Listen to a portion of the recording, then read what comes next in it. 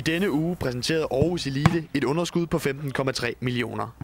Det er 4 år i træk, at selskabet har røde tal på bundlinjen. Man vil også gerne have nogle resultater, man vil også gerne have nogle gode spillere, man vil gerne have nogle bedre faciliteter osv. Så det er ikke altid lige nemt, selvom folk udefra måske ikke kan få det til at gå op i en høj enhed, plus og minus. Det bør ikke være så svært.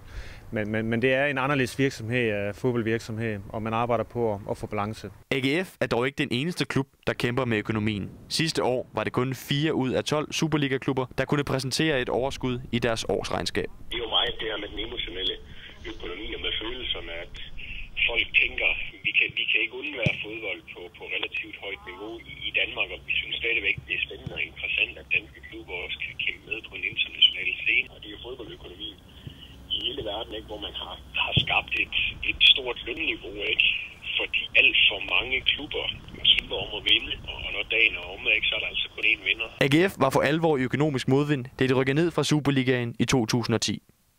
Dengang var de afhængige af at få tilført kapital udefra. Men konsekvensen var jo for nogle år siden, at vi blev nødt til at lave en aktieemission, hvor der så kom en masse millioner ind, for ellers havde det jo set rigtig, rigtig svært ud. Så det var konsekvensen på det tidspunkt, og det er der jo ikke nogen, der ønsker at gøre igen. Selv om AGF vil undgå endnu en aktieemission, forudser Kenneth Kortsen flere røde tal for de danske fodboldklubber i fremtiden. Og det her det er jo ikke sidste gang, vi kommer til at se en snak om, at der er dårlig økonomi i en fodboldklub. Det vil vi også se om 5 år eller om 10 år, at der er klubber, hvor der er problemer med økonomien. Fordi økonomien er så følelsesladet, ikke? Og det handler om at vinde, og der vil nok altid være nogen på det niveau, vil gå ud og overinvestere for at prøve at komme op i tabellen eller op i rækkerne. Og nogle gange bliver man også nødt til at lave nogle investeringer for at få et afkast på et senere tidspunkt. Og det håber jeg, at vi har gjort med nogle af de spillere, som vi har i spillertruppen. Det synes jeg i hvert fald, at tingene viser lige nu her.